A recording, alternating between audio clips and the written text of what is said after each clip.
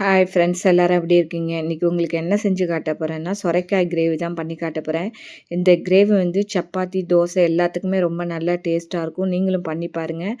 இது எப்படி பண்ணணும் பார்க்கலாம் வாங்க. இப்போ ஒரு வாணலியில் ஒரு டேபிள் ஸ்பூன் எண்ணெய், கடலெண்ணெய் ஊற்றிருக்கேன். இதுக்கு வந்து 1/2 டேபிள் ஸ்பூன் வந்து ஜீரகம், 1/4 டீஸ்பூன் வந்து சோம்பு போட போகிறேன். உங்களுக்கு சோம்பு பிடிக்கலன்னா ஜீரகம் மட்டும் தாளித்து கொட்டுங்க. இது பொரிஞ்சோடனே 2 வெங்காயம் பொடி பொடியாக கட் பண்ணி வச்சுருக்கேன். அந்த வெங்காயத்தையும் போட்டு வதக்கிட்டு இதுக்கு தேவையான உப்பு போடுங்க. 1 டேபிள் ஸ்பூன் வந்து கல் உப்பு போடுறேன். உங்களுக்கு தேவையான உப்பு போட்டு தக்காளி வந்து 2 கட் பண்ணி வச்சுருக்கேன். அதையும் அரைச்சி ஊற்ற வேண்டியதான். இப்போ வந்து மஞ்சள் பொடி போடுங்க. எங்கள்கிட்ட நான் வந்து மஞ்சள் இருந்தது, அது பொடி பொடியாக கட் பண்ணி போடுறேன். மஞ்சள், கருவேப்பிலை போட்டு அது கொஞ்சம் வதங்கினோடனே 2 தக்காளியை வந்து அரைச்சி வச்சுருக்கேன். அதையும் ஊற்றி அதுவும் நல்லா சேர்ந்து வரட்டும். அதுக்குள்ளே இதுக்கு தேவையான காரம் என்னென்னா, சாம்பார் பொடி காரம் தான், வேறு எந்த காரமும் கிடையாது. இந்த மிக்ஸி அலம்பி ஊற்றிட்டு ஒரு 3/4 டேபிள் ஸ்பூன் வந்து இந்த 2 வெங்காயம் இதுக்கு வந்து 3/4 டேபிள் ஸ்பூன் வந்து சாம்பார் பொடி, நம்ம வீட்டு சாம்பார் பொடி போடுங்க. ரொம்ப டேஸ்ட்டாக இருக்கும். இது மாதிரி பண்ணி பாருங்கள். இப்போ சாம்பார் பொடி போட்டாச்சு. இப்போ வந்து சொரைக்காவை ஏற்கனவே இதுக்கு தேவையான பெருங்காய பொடி போட்டுட்டு நம்ம வந்து சொரைக்காவை போட வேண்டியதான். சொரைக்காய் வந்து கொஞ்சம் வேகாதுங்கிறதுனால நான் ஏற்கனவே வேக விட்டு வச்சுருக்கேன். நீங்கள் அதுலேயே போட்டு கூட வேக விடலாம். இப்போ இந்த வேகரின் சொரைக்காய் அந்தளவுக்கு வேக மாட்டேங்குது, அதனால் நான் வந்து கொஞ்சம் வேக விட்டு வச்சுருக்கேன்.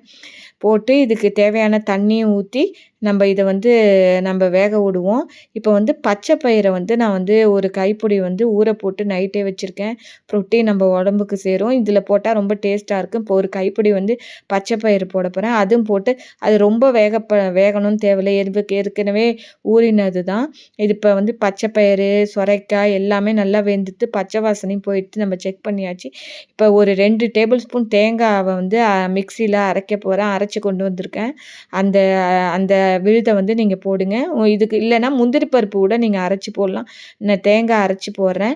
எல்லாம் தண்ணி ஊற்றி இதை வந்து அந்த நல்லா நீர்க்க நம்ம கிரேவி பதத்துக்கு கொண்டு வந்துடலாம். அப்புறம் கொத்தமல்லி பொடி பொடியாக கட் பண்ணி வச்சுருக்கேன். அதையும் அதில் போட்டு ஒரு கொதி வந்து இறக்க வேண்டியதான். ஒரு ஸ்பூன் கடைசியில் ஒரு ஸ்பூன் நெய் ஊற்றுங்க. நெய் இருந்தால் ஒரு ஸ்பூன் நெய் ஊற்றுங்க. ஊற்றலைனாலும் பரவாயில்ல. இப்போ வந்து இந்த கொத்தமல்லியை போட்டுடலாம். ஒரு கொதிச்சோடனே இறக்க வேண்டியதான். சுவையான வந்து சொரைக்காய் கிரேவி ரெடி. இப்போ நெய் மேலே ஊற்றியாச்சு. இன்றைக்கி தோசைக்கு மார்னிங் பிரேக்ஃபாஸ்ட்டுக்கு இந்த கிரேவி தான் எங்கள் வீட்டில். இப்போ தோசை நம்ம வாத்துருவோம். எங்கள் ஹஸ்பண்டுக்கு மார்னிங் பிரேக்ஃபாஸ்ட்டுக்கு தோசைக்கு இந்த சொரைக்காய் கிரேவி தான். மத்தியானம் லஞ்சுக்கும் இந்த சொரைக்காய் கிரேவி தான். ரொம்ப டேஸ்ட்டாக இருக்கும். தோசை, சொரைக்காய் கிரேவி, கொஞ்சம் இட்லி பொடி, இதான் உங்களுக்கு. மத்தியானம் சப்பாத்திக்கும் இதான், இந்த கிரேவியை தான் தொட்டு சாப்பிடுவேன். எடுத்து டிஃபன் பாக்ஸில் வைக்க போகிறேன். நீங்களும் பண்ணி பாருங்கள். என்னோடய சேனல் பிடிச்சிருந்தா லைக் பண்ணி, ஷேர் பண்ணி, சப்ஸ்கிரைப் பண்ணுங்கள். இந்த பாருங்கள் வாத்தாச்சி சப்பாத்தி. Thank you friends. பாய்.